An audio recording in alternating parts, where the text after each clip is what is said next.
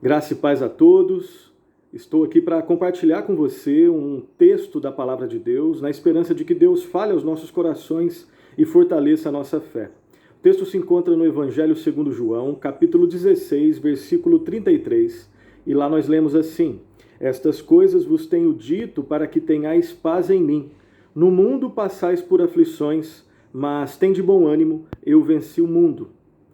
Como é possível experimentar paz num mundo marcado por tristeza, dor, tribulação e sofrimento?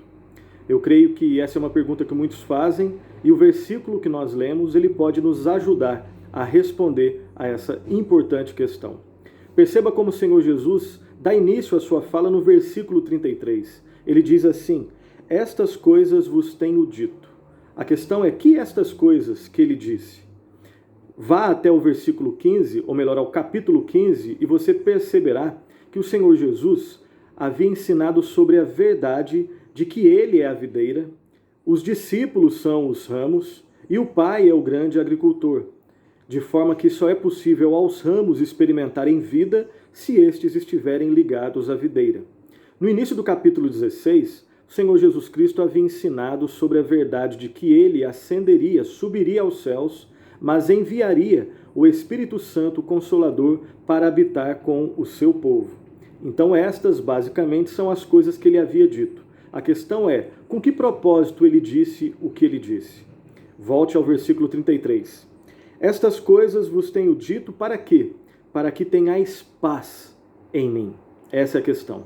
E aqui eu quero fazer algumas considerações. Em primeiro lugar, à luz desse texto, só é possível ter paz na pessoa do Senhor Jesus Cristo.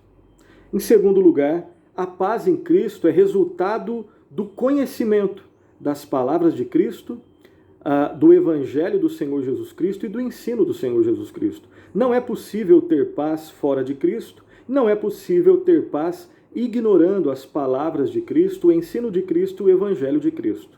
Em terceiro e último lugar, a paz em Cristo é resultado do descanso em suas palavras, no seu ensino e na pessoa e na obra do Senhor Jesus Cristo. Não basta conhecer as palavras, é preciso que nós descansemos naquilo que o Senhor Jesus Cristo disse e naquilo que ele fez.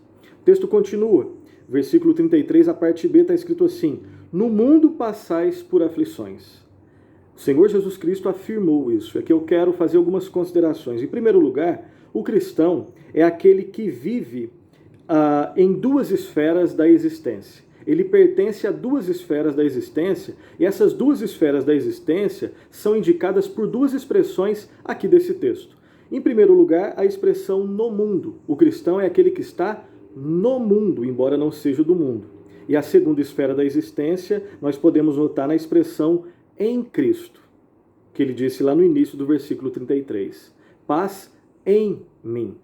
Então, daqui nós podemos concluir que o cristão é aquele que vive existencialmente no mundo, mas em Cristo. Ele está no mundo, não pertence ao mundo, mas ele vive no Senhor Jesus Cristo. A segunda consideração que eu quero fazer é que o sofrimento, inevitavelmente, ele faz parte da experiência humana em geral. Cristãos sofrem, ateus sofrem, budistas sofrem, islâmicos sofrem, hinduístas sofrem, todos os seres humanos sofrem.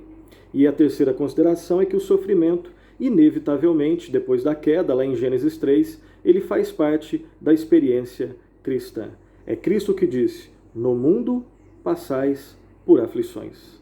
E aí a próxima expressão é uma expressão que faz muita diferença. E aí, chegando ao final da nossa reflexão, versículo 33, a parte C, começa assim: mas. E essa conjunção adversativa é uma expressão muito importante, porque ela marca uma diferença gigantesca entre aquilo que foi dito anteriormente dela e aquilo que será dito posteriormente a ela. Mas tende bom ânimo, eu venci o mundo. E aqui eu quero fazer algumas considerações. Em primeiro lugar, nós aprendemos aqui que nós devemos nos animar em Jesus Cristo. Animem-se em Jesus Cristo. E como que nós fazemos isso? Conhecendo o Senhor Jesus Cristo e continuando a conhecê-lo, conhecendo o que ele fez e se aprofundando no conhecimento daquilo que ele fez, se apropriando daquilo que ele fez.